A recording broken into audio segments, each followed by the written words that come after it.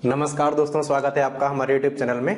हम यहाँ पे जो चर्चा करेंगे वो कुछ महत्वपूर्ण तथ्यों पे करेंगे और वो संबंधित हैं हिंदी साहित्य, जो कि NTA NET JRF की परीक्षा होने वाली है उसके लिए महत्वपूर्ण रहेंगे।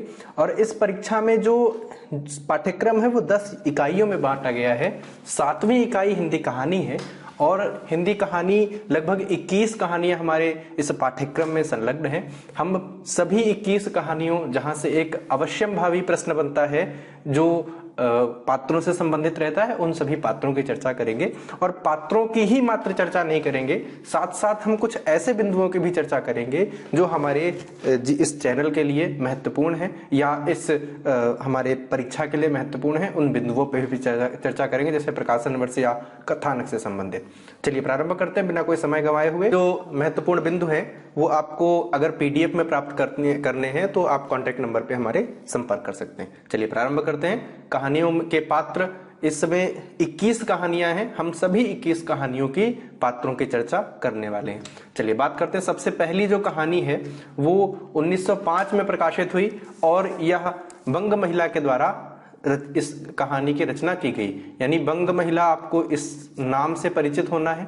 2 कहानियां बंग महिला की हैं, एक तो धुलाई वाली और दूसरी चंद्रदेव से मेरी बातें। तो ये जो कहानी है ये 1905 की है, ये आपको ध्यान रखना है। यहां से संबंधित बिंदु है, एकालाप में लिखी हुई पहली कहानी है, पत्रात्मक प्रविधि में लिखी पहली कहानी है, राजनीतिक परिप्रेक्ष्य में लिखी हुई पहली कहानी है। इन 3 आधारों पर यह हिंदी की पहली कहानी भी स्वीकार की जाती है। और 1907 में प्रकाशित जो बंग महिला की जो दूसरी कहानी है उससे तो आप परिचित ही हैं, यानी धुलाई वाली। तो ये दोनों ही कहानियां किसी न किसी रूप में हिंदी साहित्य की पहली कहानी के रूप में परिचित है। चलिए हम बात करते हैं इसमें संवाद किस तरह से किया गया। जैसे आप शीर्षक में देख रहे हैं कि चंद्रदेव से मेरी बातें, तो जो शीर्षक है ठीक वही का वही कहानी की सार्थकता का एक महत्वपूर्ण पहलू है। कहानी में चंद्रदेव से बातें की गई। मेरी बातें यानी स्वयं लेखिका है, तो एक पात्र के रूप में लेखिका है। एकालाप इसीलिए कहा गया क्योंकि वह स्वयं संवाद करती है, तो वो लेखिका है। और बंग महिला का नाम आप एक बार अच्छी तरीके से जान लें, इनका जो नाम है वो राजेंद्र बाला घोष है। ठीक है, ये महत्वपूर्ण बिंदु है, इसे भी आपको ध्यान रखना है। तो दूसरा कौन है? दूसरा एक अप्रत्यक्ष पात्र है, यानी भगवान चंद्रदेव।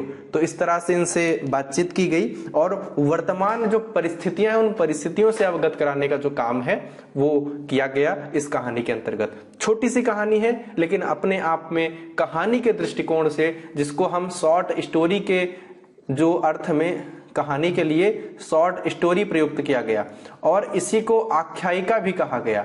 ठीक है, और इसी को ही हम कहानी के रूप में भी प्रयुक्त करते हैं और कहानी कहने का जो काम है वो प्रेमचंद जी ने किया। तो ये इसलिए आपको ध्यान में रखना, शॉर्ट स्टोरी टर्म के रूप में इसको कहानी कह करके प्रेमचंद जी के द्वारा इसे प्रयुक्त किया गया। आगे बढ़ेंगे हम। धुलाई वाली बहुत महत्वपूर्ण कहानी है, जिस तरह से हमने आपको बताया कि बंग महिला की महत्वपूर्ण कहानी है। और इस कहानी को अगर हम कहानी के सभी तत्वों की दृष्टि से देखें तो एक उच्च कोटि की सार्थक कहानी भी मानी जाती है। धुलाई वाली कहानी जो है सरस्वती पत्रिका में छपी, ये एक महत्वपूर्ण तत्व इसमें आता है, जिसका संपादन उस समय महावीर प्रसाद द्विवेदी जी कर रहे थे। कहानी के पात्रों की चर्चा करते, वंशीधर जो मुख्य पात्र के रूप में है, जो इलाहाबाद का निवासी है। ठीक है, और नवल किशोर, इसमें पूरा का पूरा कथानक एक ट्रेन के अंतर्गत रहता है।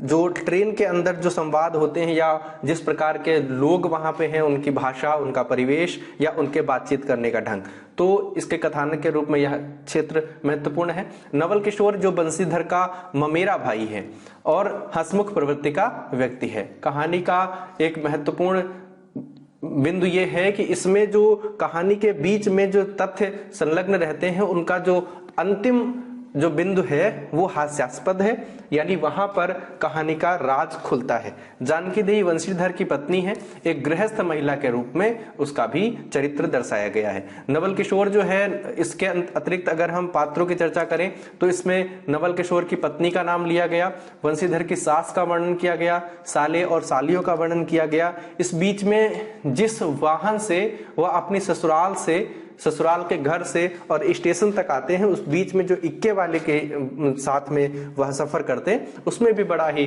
महत्वपूर्ण संदेशप्रद एक तथ्य वर्णित किया गया। और इसी में एक तथ्य और है जो कहानी का शीर्षक है, जिसको हम कहते हैं दुलाई वाली। आपको हम ये भी तथ्य बता देते हैं कि ये जो दुलाई वाली है, यानी एक दुशाला ओढ़े हुए एक स्त्री है जो पूरे कहानी के अंतर्गत एक चादर ओढ़े हुए रहती है, और उसी के लिए उसको दुलाई वाली कहा गया। और वह कोई और नहीं है, उसको विशेष अलग पात्र नहीं मानते हैं। वो अंत में यह पता चलता है कि वो नवल किशोर ही हैं जो मजाक करने के दृष्टिकोण से यह कार्य करते हैं। तो इसलिए कोई अलग पात्र नहीं दुलाई वाली है। आगे बढ़ेंगे, हम अगली कहानी की चर्चा करेंगे, और हमारे साथ उपस्थित है एक बहुत महत्वपूर्ण कहानी, शिल्प के दृष्टिकोण से विशेष कहानी है। छोटी कहानी है, लेकिन अपने आप में हिंदी की पहली कहानियों के रूप में इससे हम परिचित हैं। और मित्रों, ये जो कहानी है ये माधवराव सप्रे जी की है। माधवराव सप्रे महत्वपूर्ण है, ये ध्यान रखना है। कुछ ऐसे बिंदु भी आपको ध्यान रखने हैं जो परीक्षा के दृष्टिकोण से महत्वपूर्ण है और कभी कभी किसी न किसी तरीके से स्लिप हो जाते हैं, तो इसलिए इनको ध्यान रखना है। इनका जन्म 1871 में हुआ था, और इस कहानी की चर्चा अगर हम करें तो ये कहानी जो है बहुत महत्वपूर्ण है। 1901 में प्रकाशित हुई। इस कहानी का जो प्रकाशन है वो क्या है, 1901 अप्रैल। ये भी ध्यान रखना है, किसी भी तरीके से प्रश्न को घुमाया जा सकता है। तो अप्रैल 1901 में इस कहानी का प्रकाशन हुआ। एक टोकरी भर मिट्टी जो कहानी का शीर्षक है, वही इस कहानी का प्राण तत्व भी है। तो इस हिसाब से शीर्षक के दृष्टिकोण से अगर देखें तो इसमें जो पात्र हैं बड़े कम हैं, मात्र 2-3 पात्रों के अंतर्गत कहानी का पूरा शिल्प गढ़ा गया है। इसमें एक जमींदार है, अनाथ विधवा है, 2 महत्वपूर्ण पात्र हैं, जिसमें अगर हम देखें तो नायिका के रूप में एक अनाथ विधवा का चित्रण किया गया, और अगर हम खलनायक की चर्चा करें, हालांकि इस तरह से हम इसे संबोधित नहीं कर सकते, फिर भी एक निगेटिव किरदार के रूप में जमींदार है, जो अंत में एक हैप्पी एंडिंग के साथ हमारे सामने प्रस्तुत होता है। अनाथ विधवा और जमींदार का वकील है, जो उस अनाथ विधवा के झोपड़ी के कागज फर्जी बना करके उसको जमींदार साहब की जमीन के अंतर्गत संलग्न करा देता है। उस विधवा की पोती है जिसकी आत्मीयता उस झोपड़ी से जुड़ी हुई है। उस झोपड़ी की मिट्टी से बने हुए चूल्हे से बनी रोटी खाने के लिए वो अपनी माँ से, अपनी दादी से जिद कर दिए। तो इस तरीके से कहानी का पूरा शिल्प गढ़ा गया है। बहुत महत्वपूर्ण कहानी के रूप में जानी जाती है। आगे बढ़ेंगे, हम अगले चर्चा करेंगे राही कहानी। ये भी बहुत महत्वपूर्ण है। राजनीतिक दृष्टिकोण से या राजनीतिक जो पुट है वो इस कहानी के अंतर्गत महत्वपूर्ण है। महत्वपूर्ण कहानी है 1905 में जन्मी सुभद्रा कुमारी चौहान जी की कुछ महत्वपूर्ण कहानियों में उच्च कोटि की कहानी के रूप में यह मानी जाती है। और इस कहानी के अंतर्गत राजनीति का भी वर्णन किया गया। दूसरा, सामान्य जनमानस की जो मार्मिकता है उसको भी यहाँ पे वर्णित करने का प्रयास किया गया। इस कहानी में अगर हम देखें तो मुख्य पात्र जो हैं वो 2 ही हैं। एक तो इसमें राही है और दूसरी अनीता है। राही एक गरीब औरत है जिसे चोरी के जुर्म में कैद किया जाता है, और चोरी का जुर्म वो क्यों करती है, क्योंकि वह भूख से मारी हुई है, इसीलिए वह वहां से चोरी करती है, और चोरी करने के बाद उसको जेल में डाल दिया जाता है। उसी जेल में अनीता से मुलाकात होती है, और अनीता एक अमीर घर की महिला है। राजनीतिक हस्तक्षेप उसका बड़ा ही रहता है, और स्वतंत्रता संग्राम में हिस्सा लेने का काम भी करती है। जो स्वतंत्रता संग्राम में क्रांतिकारी गतिविधियों के कारण जेल गई हुई है, और वह हर एक राजनीतिक दांवपेच को भली प्रकार समझती है। तो उसी बीच में राही और अनीता का जो संवाद है, अनीता का जो हृदय परिवर्तन है, इन सब के बीच में कहानी को एक विशेष जो पुट है वो दिया गया है। इसकी अगर हमको बता देते हैं, एक अंतिम कथा संग्रह जो प्रश्न कई बार बनता है और कई सारे मित्रों के लिए एक समस्याजनक स्थिति में आता है सीधे साधे चित्र। जी हाँ, ये आपको ध्यान रखना है, सीधे साधे चित्र ये सुभद्रा कुमारी चौहान का अंतिम कहानी संग्रह है और इस कहानी में कुल 14 कहानियां रखी गई हैं। इस 14 कहानियों में 8 कहानी की अगर हम चर्चा करें तो 8 कहानियां कौन सी हैं, उन कहानियों की चर्चा जो करेंगे तो वो सामाजिक समस्याएं उसके अंतर्गत रखी गई हैं। इन 8 कहानियों में सामाजिक समस्याएं वर्णित हैं और सामाजिक समस्याएं हमारी इस राही कहानी में भी वर्णित है, इसलिए यह भी आपको ध्यान में रखना है। यानी इसी 8 कहानी में राही कहानी को रखा गया है। तो अंतिम कथा संग्रह जो उनका जब प्रकाशित हुआ तो उसी से हम इस कहानी के प्रकाशन वर्ष को भी रख सकते हैं।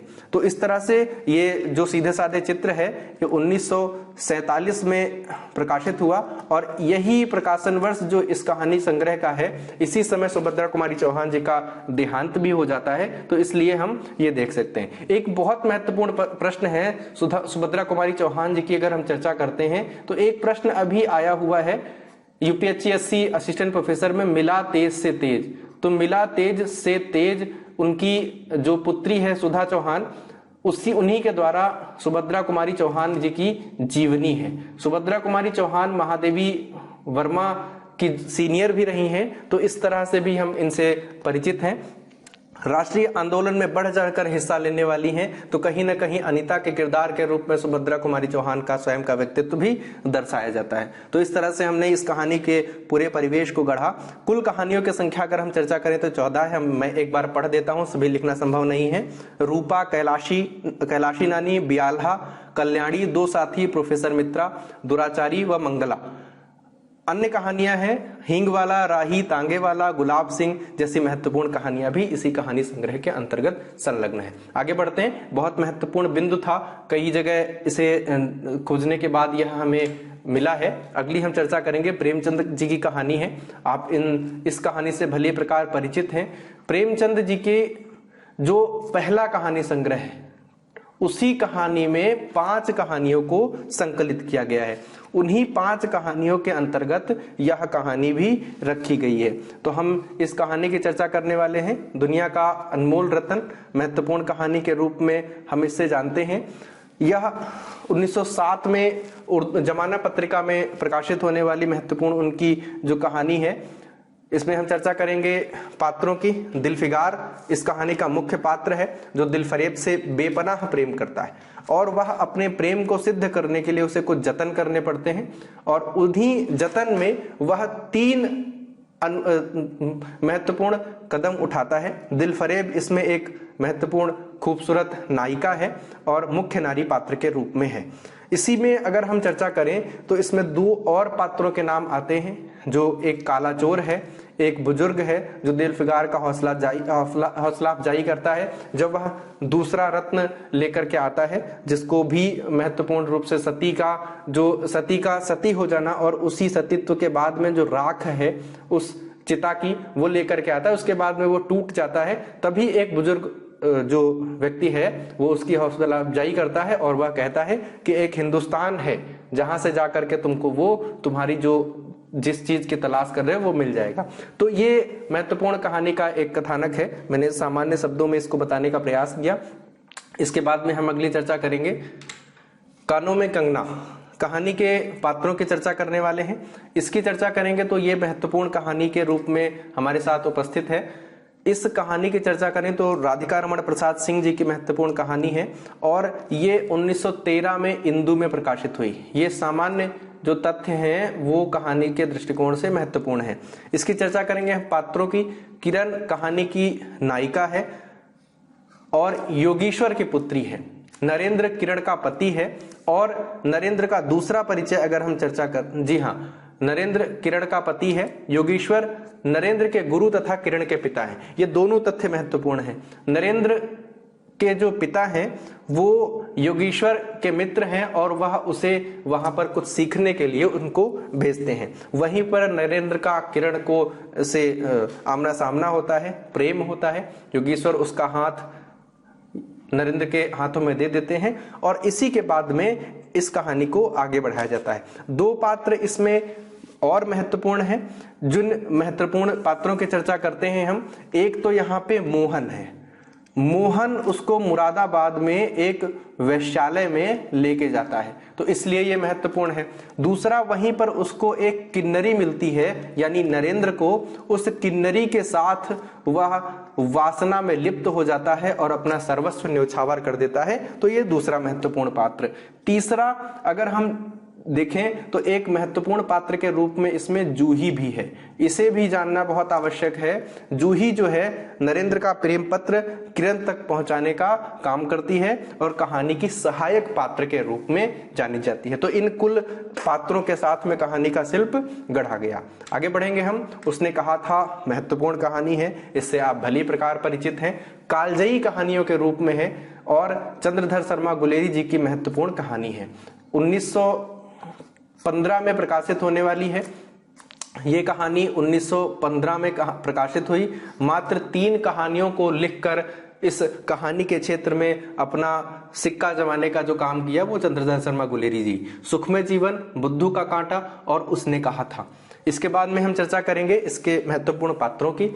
लहना सिंह कहानी का मुख्य नायक पात्र है और इसके बचपन से का वर्णन किया गया है। बचपन से और इसके युद्ध स्थल तक यानी मृत्यु तक का वर्णन। यह एक फौजी वीर सिपाही है।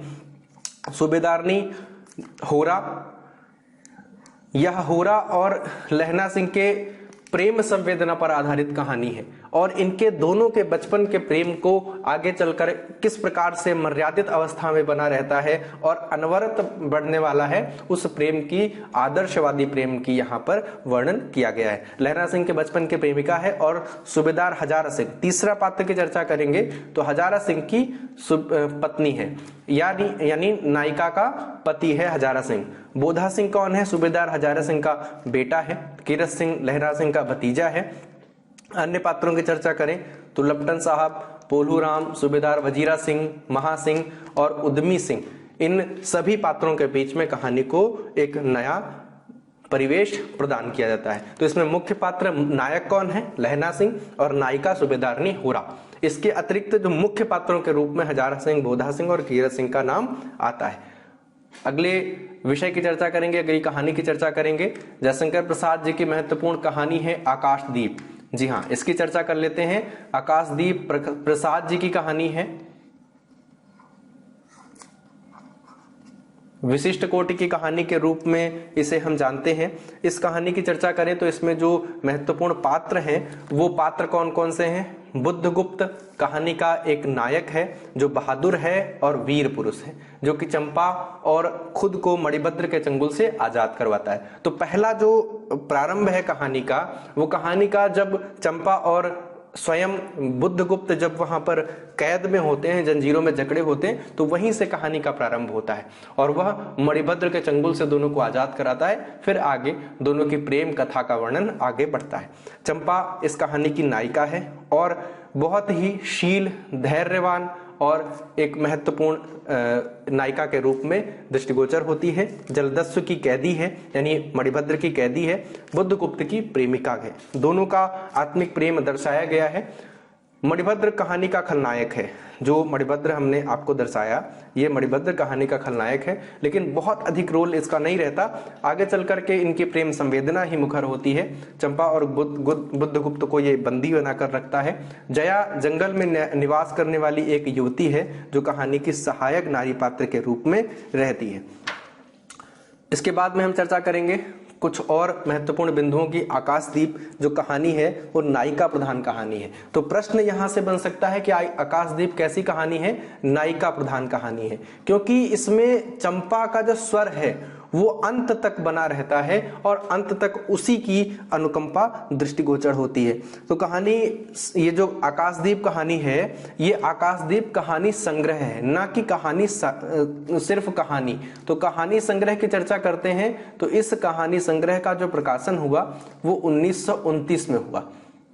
ठीक है, अंतिम कहानी संग्रह के रूप में रहता है और इसी कहानी संग्रह के अंतर्गत बहुत सारी कहानियां हैं, जिसमें हम कुछ आपको बता देते हैं। आकाशदीप, ममता, स्वर्ण के खंडहर, सुनहला सांप, हिमालय का पथिक, भिखारिन, कला देवदासी, इस तरह की कहानियों को इसके अंतर्गत रखा गया है। चलिए, परिचय हो गया, आगे बढ़ेंगे हम। अपना अपना भाग्य बहुत महत्वपूर्ण कहानी है और मनोविश्लेषणवादी विचारक की कहानी के रूप में दृष्टिगोचर होती है। जैनेन्द्र की कहानी है। जैनेन्द्र का जन्म 1905 में हुआ और मनोविश्लेषणवादी विशिष्ट साहित्यकार के रूप में हम इनसे परिचित हैं। कहानी के मुख्य पात्र की चर्चा करें, सबसे पहले तो इस कहानी का जो क्षेत्र है वो कौन सा है? नैनीताल है। नैनीताल शीतकालीन समय का वर्णन किया गया है। वैसे नैनीताल में ग्रीष्मकालीन समय में भी ठंडी पड़ती है, तो इसलिए एक महत्वपूर्ण तथ्य यहां से निकल करके आता है। इसमें बालक है जिसकी उम्र 10 वर्ष है, तो ये भी प्रश्न पूछ सकता है कि कितने वर्ष का है। जो गरीब है परंतु स्वाभिमानी और मेहनती है, यानी वह भीख मांगकर अपना सेवन नहीं करने वाला है, वह स्वाभिमानी है। जब कार्य करेगा उससे जो धन होगा उसी से वह अपना पेट पूजा करेगा, ये वहां पर स्वाभिमान दर्शाया गया। बहुत अत्यंत गरीब बालक है। लेखक जो कहानी का महत्वपूर्ण पात्र है, स्वयं उसकी इन्वॉल्वमेंट इस कहानी के अंतर्गत है। वह दार्शनिक स्वभाव का उदासीन बुद्धिजीवी व्यक्ति है जो केवल घटना पर तटस्थ टिप्पणी करता है। उसके मन में बालक की करुण स्थिति के लिए दया नहीं उभरती। इस तरीके से वो अपने आप को कचोटने का भी काम करते हैं जब उनको पता चलता है कि वह बालक ठंड से मर गया। लेखक अपने साथी के साथ वहां पर उस स्थान पर घूमने गए हैं, यानी वह भी एक पात्र के रूप में रहते हैं। कुछ संवाद लेखक का और लेखक के मित्र से रहता है जो भावुक स्वभाव के व्यक्ति हैं। तो इस तरह से कहानी को इसमें गढ़ा गया है। आगे बढ़ेंगे हम, अगले प्रश्न की चर्चा करेंगे, अगले कहानी की चर्चा करेंगे। तीसरी कसम कहानी।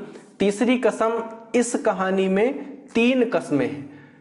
3 कस्में कौन कौन सी है वो तीनों ही हम आपको बता देते हैं। पहली कसम है कि वह चोरी का सामान नहीं ला देगा। चोरी का सामान अपनी गाड़ी में, जो बैलगाड़ी चालक है नायक हीरामन गाड़ी वाला, तो चोरी का सामान अपनी गाड़ी में नहीं ला देगा। तीसरी कसम है बांस अपनी गाड़ी में नहीं ला देगा। और तीसरी कसम जो है, दूसरी बांस नहीं ला देगा।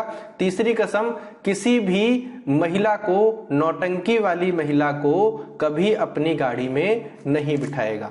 ठीक है, तो ये 3 कस्में हैं। तीसरी कसम के माध्यम से इस कहानी का अंत होता है, समापन होता है। इसमें महत्वपूर्ण मुख्य पात्र के रूप में हीरामन गाड़ी वाला है, जो गाड़ी चालक है, जो बैलगाड़ी चलाता है और बहुत कुशल बैलगाड़ी चालक है।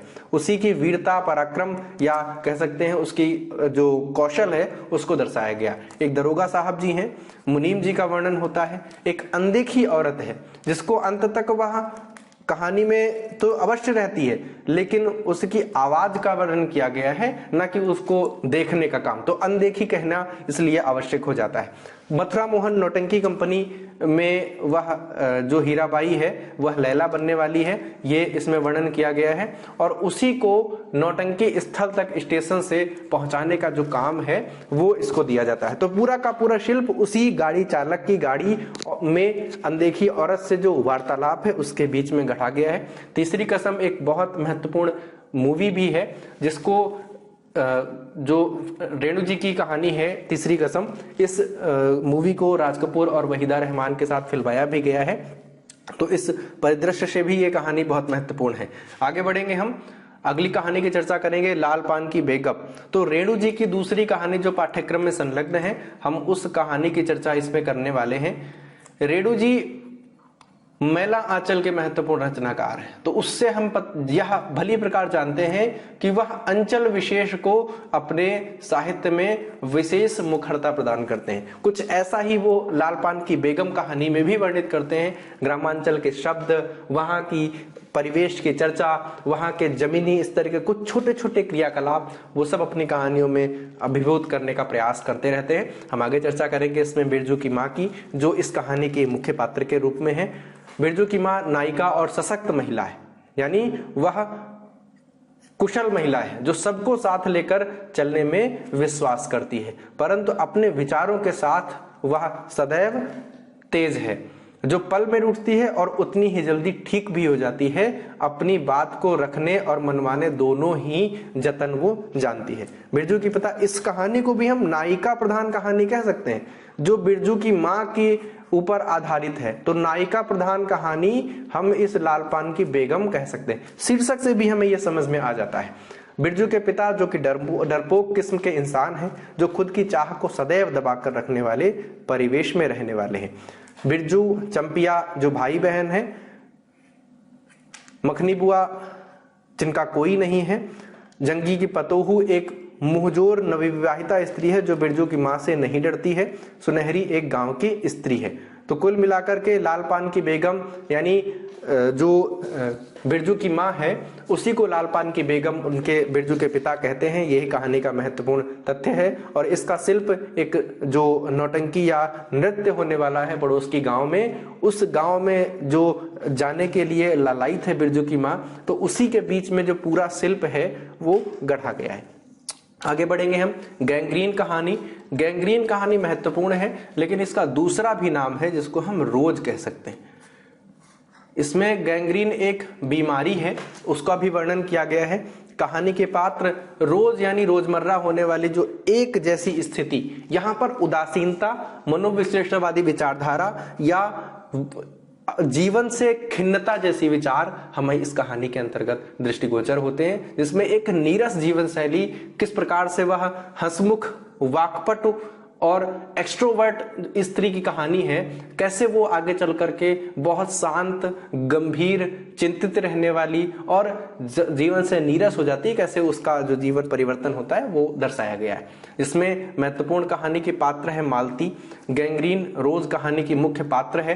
विवाहित स्त्री है जो बच्चे की मां और वैवाहिक जीवन से त्रस्त है। तो इसी त्रस्तता या नीरसता का वर्णन किया गया है।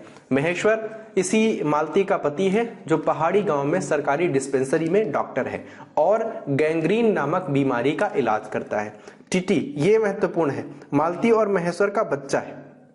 कथाकार यानी रचनाकार जो है कहानी का लेखक, वो स्वयं एक अतिथि के रूप में प्रवेश करता है और मालती, उसका जो रिश्ता है वो मालती के बचपन के मित्र के रूप में या रिश्ते के भाई के रूप में दर्शाया गया है। तो इस प्रकार से कहानी को इसमें गढ़ा गया है। आगे बढ़ेंगे हम, अगली कहानी की चर्चा करेंगे।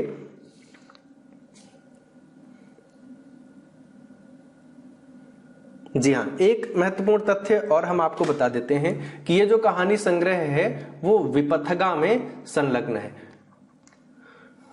ये कहानी जो है वो विपथगा कहानी संग्रह में संलग्न है। उससे 1955 में प्रकाशित होती है। 1990 में इस कहानी का शीर्षक जो है वो बदल दिया जाता है। तो इन दोनों तथ्यों को ध्यान रखना अति आवश्यक है। कोसी का घटवार, ये कोसी का घटवार इसलिए कहा गया कि कोसी के घाट का वर्णन किया गया है। महत्वपूर्ण है, यह भी आपको जानना है, कहानी के शीर्षक से अवश्य परिचित होना है। कोसी का घटवार, और ये कल्पना पत्रिका में प्रकाशित हुई। इस कहानी संग्रह की चर्चा करें तो 1958 में है। जी हाँ, 1958 में इस कहानी का संग्रह का प्रकाशन हुआ, कल्पना पत्रिका में प्रकाशित हुई। और इस कहानी के रचनाकार हैं शेखर जोशी। यह भी जानना आवश्यक है, कभी कभी मिलान करने के लिए भी हमें उपलब्ध होता है। शेखर जोशी इस कहानी के रचनाकार हैं। मुख्य पात्रों की चर्चा करते हैं। गुसाई सिंह नायिका, यह कहानी की प्रमुख नायक पात्र है जो फौजी है, परंतु फौज से रिटायर होने के बाद गेहूं पीसने का कार्य करने के लिए यह एक कोसी नदी के घाट पर अपनी चक्की लगाता है। इसी कहानी की महत्वपूर्ण संवेदना को दर्शाया गया। लक्ष्मण, यह कहानी की नायिका पात्र है और गुसाई से प्रेम करती है, लेकिन उसका विवाह राम सिंह जो कि स्वयं फौजी है उससे करवा दिया जाता है। कुछ ही समय बाद राम सिंह की मृत्यु हो जाती है। राम सिंह या लक्ष्मण का पति है और एक फौजी है। किशन सिंह गुसाई यूनिट का एक सिपाही है जो राम सिंह और लक्ष्मण की सगाई के विषय में गुसाई को बताता है। लक्ष्मण का बेटा है जिसकी आयु 7 वर्ष है। अन्य पात्र के रूप में लक्ष्मण के पिता, लक्ष्मण के जेठ जेठानी, लक्ष्मण के काका काकी, उमेद, धर्म सिंह, नरसिंह। तो इसमें भी एक प्रेम संवेदना अनकही प्रेम संवेदना की चर्चा की जाती है, जिसको महत्वपूर्ण रूप से दर्शाया गया। आगे बढ़ेंगे हम। अमृतसर आ गया, बहुत महत्वपूर्ण कहानी है। स्वतंत्रता संग्राम में जो विभाजन है, उस विभाजन की त्रासदी को इसके अंतर्गत दर्शाया गया है। विभाजन के बीच समय में होने वाली जो दंगे फसाद हैं, उनको इस कहानी का महत्वपूर्ण विषय बनाया गया। तो विभाजन की त्रासदी हम इस कहानी का मूल विषय भी कह सकते हैं। आगे चर्चा करते हैं। भीष्म साहनी जी के द्वारा इस कहानी को लिखा गया। भीष्म साहनी जी का जन्म 1915 और मृत्यु 2003 में हुई थी। ये दोनों ही तथ्य महत्वपूर्ण हैं। आगे बढ़ेंगे हम, इसके पात्रों की चर्चा करेंगे। एक तो स्वयं लेखक है, जो ट्रेन का वर्णन है उस ट्रेन में सदैव मौजूद है और वहां की घटनाओं को अपने स्वयं के अनुभव से अभिव्यक्त करता है। एक सरदार है, हिंदुओं का प्रतिनिधित्व करने वाला है, जो बर्मा की लड़ाई में भाग ले चुका है और गोरे फौजियों की खिल्ली उड़ाता है। दूसरा पठान है। यह 3 पठान मुस्लिम समुदाय का प्रतिनिधित्व करने वाले हैं और अत्यंत उग्र स्वभाव के हैं। बाबू दुबला पतला व्यक्ति है, पेशावर का रहने वाला है। कहानी के प्रारंभ में डरपोक सा जान पड़ता है, लेकिन अंत में वह उग्र रूप धारण कर लेता है। बुढ़िया मुंह ढककर, सिर ढककर रेलगाड़ी में माला जपी जा रही है। तो इस तरह से इनमें विभिन्न समुदाय वर्ग के लोगों को दर्शाया गया है और किस प्रकार से वो आगे चल करके एक त्रासदी का रूप धारण कर लेता है, कहानी के अंतर्गत माना गया है। आगे बढ़ेंगे हम, अगली चर्चा करेंगे। इसके बीच में कुछ और लोग हैं, एक व्यक्ति ट्रेन में चढ़ने वाला होता है, कई सारी चीजों को दर्शाया गया है। उन सभी को छोटे छोटे अन्य पात्रों के रूप में हम ध्यान दे सकते हैं। चीफ की दावत बहुत महत्वपूर्ण है, आधुनिक संवेदना पर आधारित है और किस प्रकार से वृद्ध स्थितियों को दर्शाती है, यानी वृद्धावस्था में होने वाली समस्याओं को दर्शाती है, इस कहानी के अंतर्गत है। यह भी भीष्म साहनी की ही कहानी है। इस कहानी के हम पात्रों की चर्चा करेंगे। तो मुख्य पात्र के रूप में श्यामनाथ है।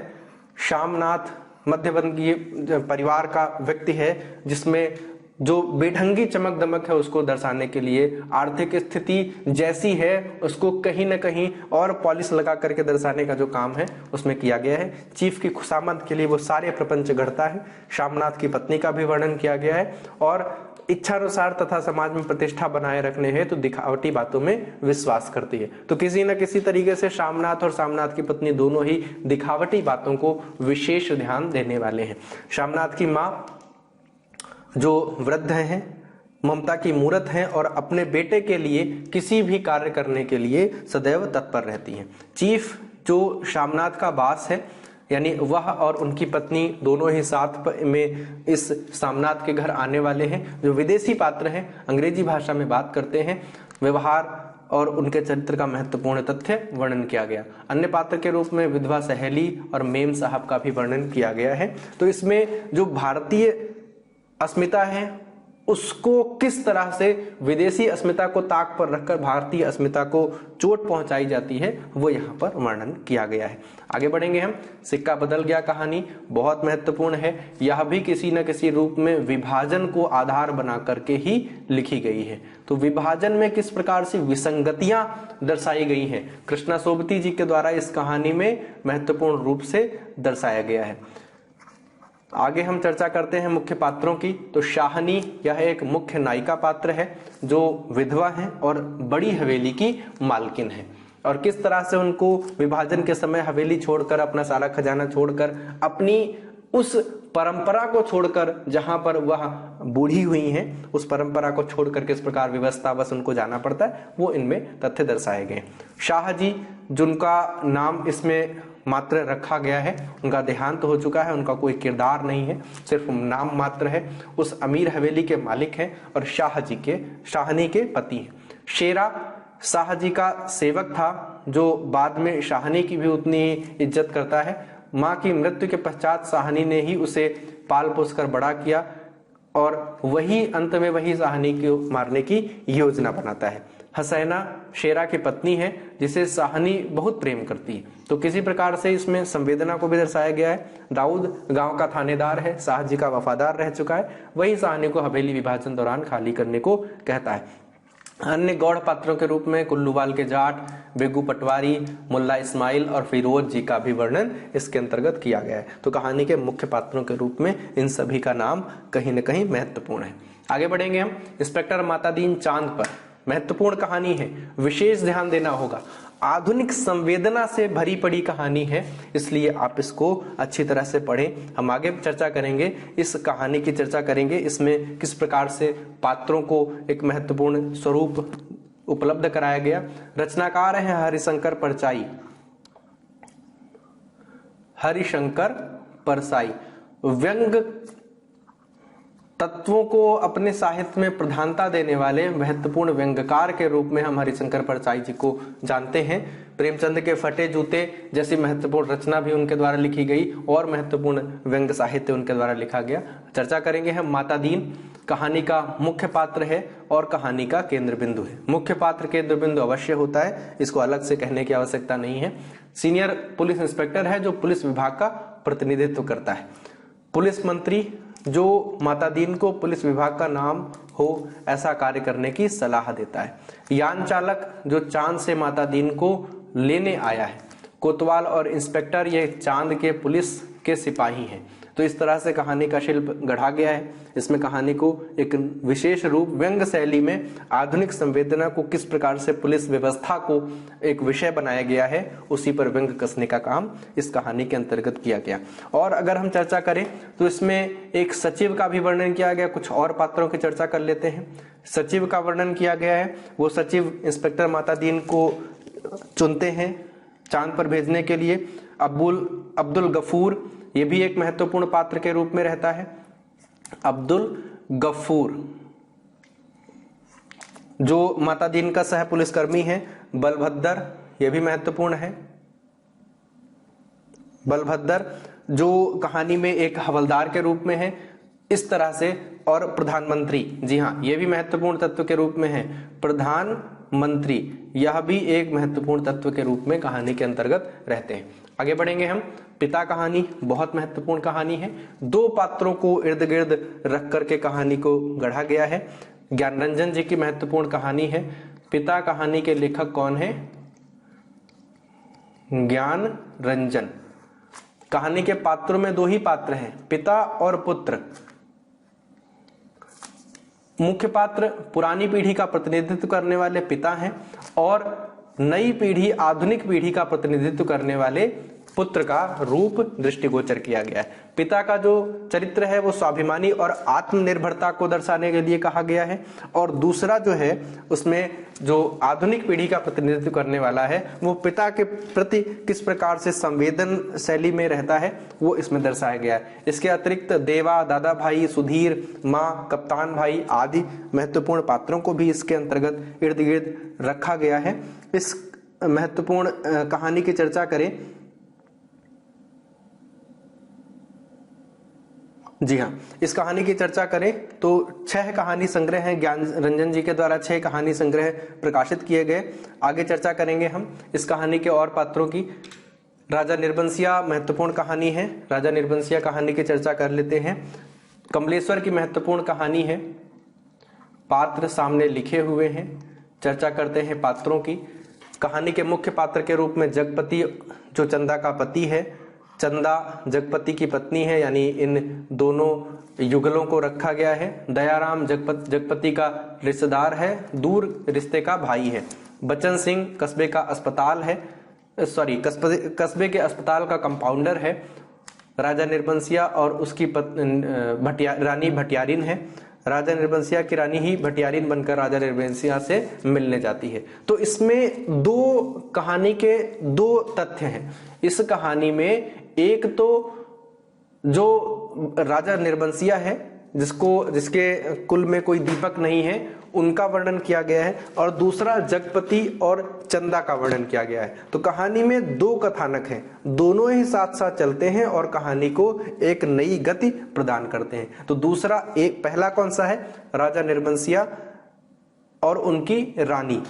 दूसरा कौन सा है? जगपति और चंदा। तो ये दोनों ही तथ्य, दोनों ही महत्वपूर्ण जो परिचय हैं हमें इस कहानी में प्राप्त होंगे। आगे बढ़ेंगे हम। परिंदे कहानी की चर्चा करेंगे। कालजयी कहानी है, 1960 में प्रकाशित है और नामवर सिंह के द्वारा आधुनिकता बोध की पहली कहानी भी स्वीकार की जाती है। निर्मल वर्मा की महत्वपूर्ण कहानी है। निर्मल वर्मा की महत्वपूर्ण कहानी है। वर्णन किया गया है उत्तराखंड के नैनीताल, भीमताल आदि का परिक्षेत्र का वर्णन किया गया है। इस कहानी की चर्चा करें तो मुख्य पात्र जो है, केंद्रीय पात्र लतिका है, नायिका प्रधान कहानी हम इसे कह सकते हैं, जो छात्रावास की वार्डन है। मेजर गिरीश नेगी लतिका के पूर्व प्रेमी हैं, फौजी हैं, जो इस दुनिया में अब नहीं है, कुमाऊं रेजिडेंट के कैप्टन थे। सुधा और जूली छात्रावास की छात्रा हैं।